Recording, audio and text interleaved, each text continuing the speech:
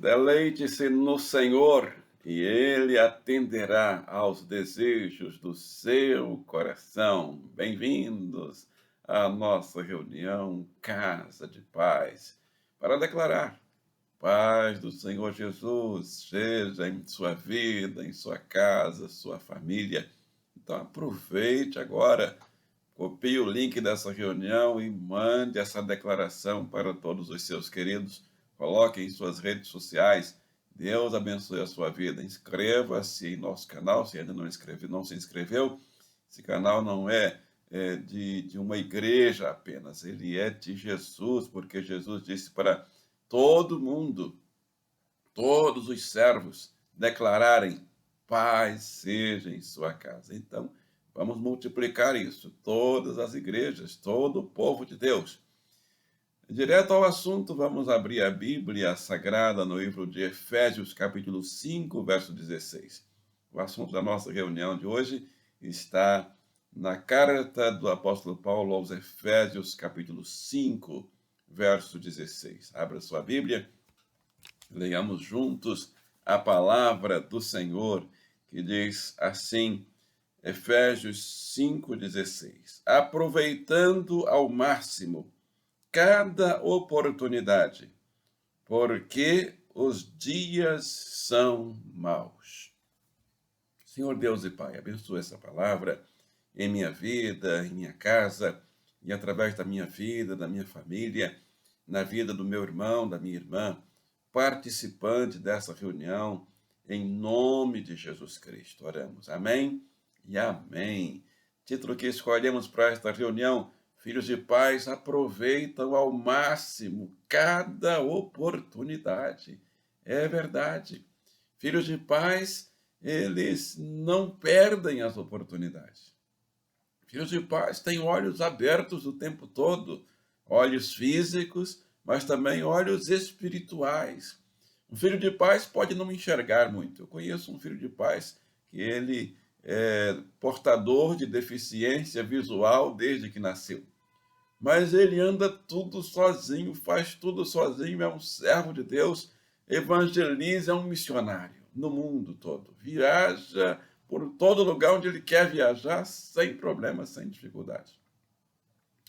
Filhos de pais sabem, aprendem que problemas não são problemas. Problemas são oportunidades. E eles aproveitam ao máximo todas as oportunidades. Os dias são maus, sim, mas isso não impede os filhos de pais de aproveitarem as oportunidades e ao máximo. 3 lições anotamos desse texto para os nossos dias, para aplicar em nossa vida, em nosso trabalho, em nossa família, em nossos relacionamentos, em nossa igreja. A primeira verdade desse texto é que os dias são maus. Sim, e isso não é de agora, não são os nossos dias, não é deste ano, não é desta década, não é este século. Essa palavra foi escrita no primeiro século da era cristã, o século que Jesus viveu. Quem escreve aqui é o apóstolo Paulo, mas ele viveu logo depois de Jesus e ele já dizia: os dias são maus. E aí vem o São Tiago, diz: o mundo jaz no maligno. E aí vem João, lá no capítulo, nas cartas de João, João diz assim: não ameis o mundo, nem o que no mundo há. Então os dias são maus. Efésios 6,13, a palavra diz o que fazer nos dias maus. Efésios 6,13. Vistam isso. Vistam o quê? A armadura de Deus, toda a armadura de Deus, para que possam resistir no dia mau e permanecer inabaláveis depois de terem feito tudo. Você já passou por algum dia mau? Então, se você já passou, você sabe que dia mau, os dias maus são muito complicados. Não é fácil viver no dia mau. Tem muita gente agora, talvez eu esteja falando para alguém que esteja vivendo num dia mau. Então a palavra de Deus tem essa dica para você. tem essa direção para você, mostra esse caminho para você. Vistam toda a armadura de Deus. Abra sua Bíblia em Efésios 6, começando no verso 10 até o 18, 19, 20. Pode ler aí esse final, essa parte, você vai ver as partes da armadura de Deus. Segunda verdade desse texto, para nós entendermos e para nós aplicarmos em nosso viver. Filhos de paz aproveitam ao máximo cada oportunidade dos dias maus. Dias maus são oportunidades para que nós cresçamos. Dias maus são oportunidades para que nós aproximemos mais de Deus. Dias maus são oportunidades para que nós oremos mais, para que nós jejuemos mais. O Senhor Jesus disse: dias virão em que vocês precisam jejuar. Quando o filho das bodas está no casamento, nas bodas, não precisa jejuar. Nos dias bons, não. Mas no dia mau é dia de jejuar. Todos os servos de Deus, nos momentos mais difíceis da vida deles, foram os dias em que eles tiveram melhores oportunidades e onde tudo mudou na vida deles. Abraão e Sarai precisaram mudar de cidade. Eles moravam no centro comercial e industrial no tempo deles. E eles estavam começando a vida, era um casal novo, empresário, queria prosperar e queria crescer. E aí chega um problema, chega uma situação e eles têm que sair de lá para o interior. No interior não tem muitos recursos, mas eles aproveitaram ao máximo todas as oportunidades daquela mudança. Não deixaram Deus fora daquela mudança. Aliás, eles se sentiam impulsionados pelo próprio Deus, guiados pelo próprio Deus, ordenados pelo próprio Deus naquela mudança. E eles prosperaram muito mais do que muita gente que vivia lá no centro comercial e industrial do mundo daquele tempo. Jacó aproveitou o sonho que teve e fez uma aliança com Deus. E tudo mudou na vida de Jacó.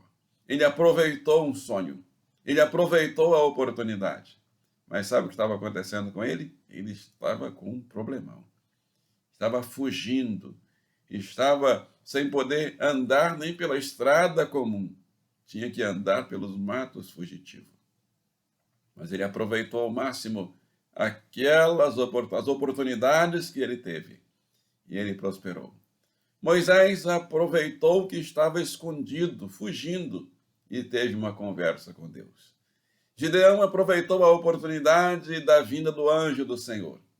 Mas ele estava com um problema impossível aos olhos humanos de resolver. Isaías aproveitou a visão do templo e disse a Deus: eis-me aqui.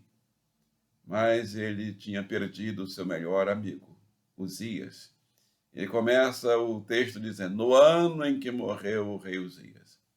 Ele aproveitou, ele teve a maior oportunidade da vida dele. Terceira e última lição. Como é a vida daqueles que nos dias maus aproveitam cada oportunidade?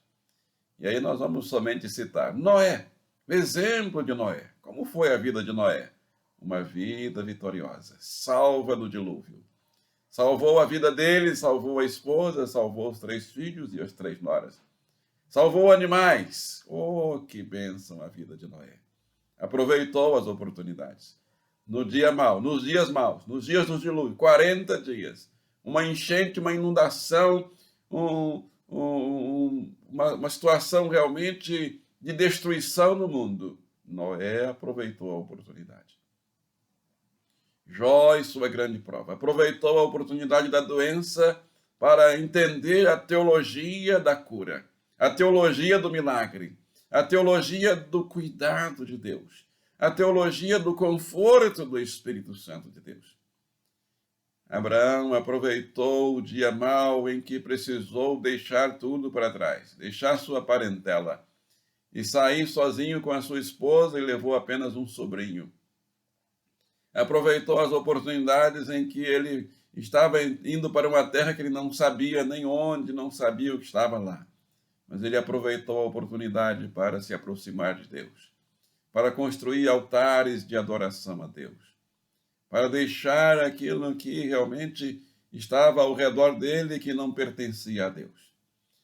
Jacó, no sonho que ele teve, aproveitou a oportunidade e fez um pacto com Deus. E ele prosperou. Levou algumas décadas trabalhando, mas ele conseguiu. Ele trabalhou com um foco.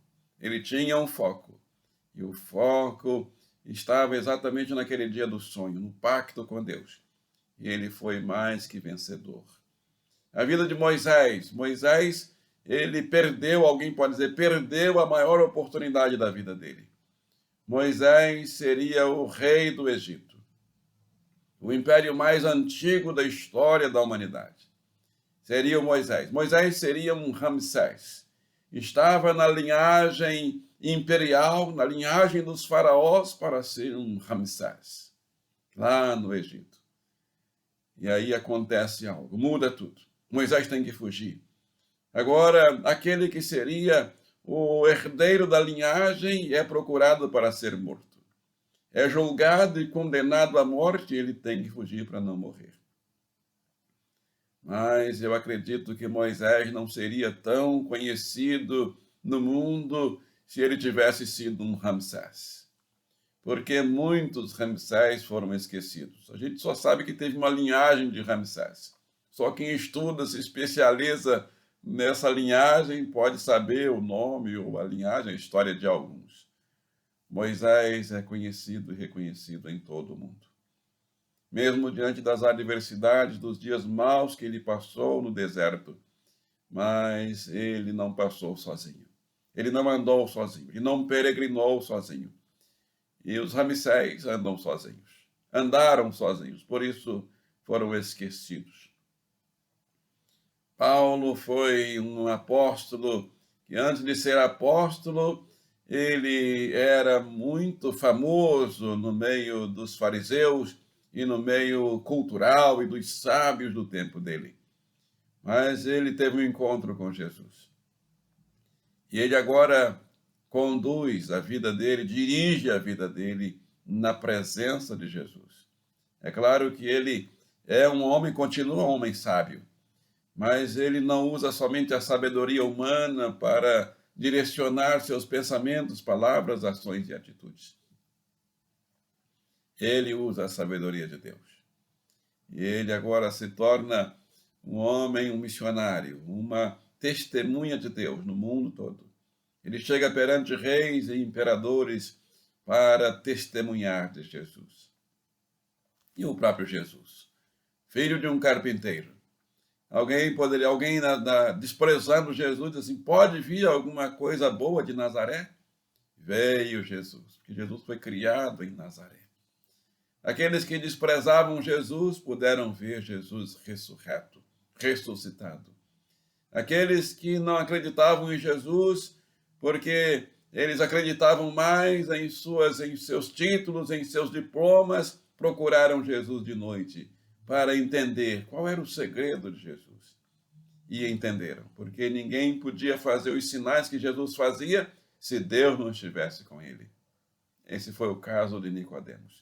E quero orar com você nesse momento, para que você diga sim ao apelo desta reunião. Você está passando por algum dia mau? Não fique triste, não se preocupe, porque o dia mau é um dia de oportunidade, para que o poder de Deus se manifeste de forma extraordinária na sua vida. E você veja os milagres de Deus, e você veja os anjos de Deus, veja os exércitos de Deus como Davi viu. Diante do Golias, ninguém estava vendo os exércitos de Deus, mas Davi viu e disse, em nome do Senhor dos exércitos, eu vou enfrentar e vou vencer. Você também pode dizer isso. Não somente por uma repetição vazia e vã, mas porque você vai ver e vai sentir o poder de Deus dentro da sua vida, em volta da sua vida, aí na sua casa onde você está. Vamos orar? Senhor Deus e Pai Todo-Poderoso, queremos dizer sim ao apelo desta reunião. Pai, o mundo está passando por dias maus e não é de agora, não é nessa década, não é só nesse século, mas as mesmas palavras, as mesmas orientações, a mesma direção, ou a rota que o Senhor deu para os servos do passado, o Senhor está dando para os filhos de paz nesse tempo presente. E está dizendo para nós nos revestirmos da sua armadura. Queremos dizer sim a esse revestimento. Veste-nos da sua armadura, Senhor. Veste-nos no cinturão da verdade, na couraça da justiça. Nossos pés com a preparação do evangelho da paz. Em nossa cabeça o capacete da salvação. Na mão esquerda o escudo da fé. E na mão direita a espada do Espírito, que é a tua palavra. Orando em todo o tempo e vigiando nisto. Senhor, dá-nos essa prontidão. Dá-nos essa decisão. E que seja para sempre. Que ninguém desanime, que ninguém desista. Nenhum filho de paz desanime de continuar se vestindo da sua armadura, comprometido com o Senhor. Queremos interceder também pelos enfermos, pedir cura para tantos enfermos aqui em nossos cadernos de oração. Em todos os cadernos de oração de todos os nossos pequenos grupos, as igrejas que funcionam nas casas, são 15 igrejas que estão nas casas e que a nossa igreja, a Casa de Paz, está liderando. Então, Senhor, abençoa esses cadernos de oração. Abençoa cada nome, cada pessoa que está ali com câncer, faz hemodiálise, está com dor de coluna, está com problema na pele, dor de cabeça, problemas emocionais e mentais, problemas espirituais, libertação de situações de opressões. Liberta, sara e cura. Quem faz isso é o Senhor. E nós estamos clamando ao Senhor em nome, na autoridade do nome de Jesus Cristo de Nazaré. Pedimos portas de emprego abertas para os desempregados. Pedimos um renovo para o empresário que está precisando de sabedoria e de proteção do Senhor para a sua empresa. A simplicidade das pombas e a prudência das serpentes para os empresários, para todos nós. A sua bênção seja para a nossa igreja, promovendo um avivamento espiritual, que traga conversões de almas às dezenas, centenas e milhares, para povoar os céus e abençoar a tua igreja, aqui na Rua do Senado e nas igrejas aqui próximas, em nome de Jesus Cristo, Filho amado do Deus vivo, nós pedimos e já agradecemos essas bênçãos, e todos digam amém e amém. Chegando ao final de mais uma reunião, Casa de Paz, não fique triste, porque depois de amanhã, terça-feira, tem live com a missionária Eneida Pimentel Mendes. Todas as terças, 19 horas. É só clicar aí no sininho e você será avisado antes. Clique nas atualizações, você vai ver, vai receber o aviso de todos os nossos vídeos que estão sendo publicados pela nossa equipe técnica. Agradecemos a Deus pelos nossos irmãos, nosso irmão que dirige a nossa Secretaria de Comunicação da nossa igreja. Ele está dando um curso de graça em nossa igreja, Rua do Senado 324, de design gráfico. Você é o nosso convidado especial para participar desse curso. Começou ontem, dá tempo ainda você participar. Procure-nos e você vai ser abençoado pela nossa equipe de comunicação, de técnicos da informação. É um só, né? E aí tem Deus Pai, Deus Filho e Deus Espírito Santo junto. Então, ele mais três são nossa equipe de técnicos da área de TI, são 4. É verdade. Rogério Sampaio, Deus Pai, Deus Filho e Deus Espírito Santo.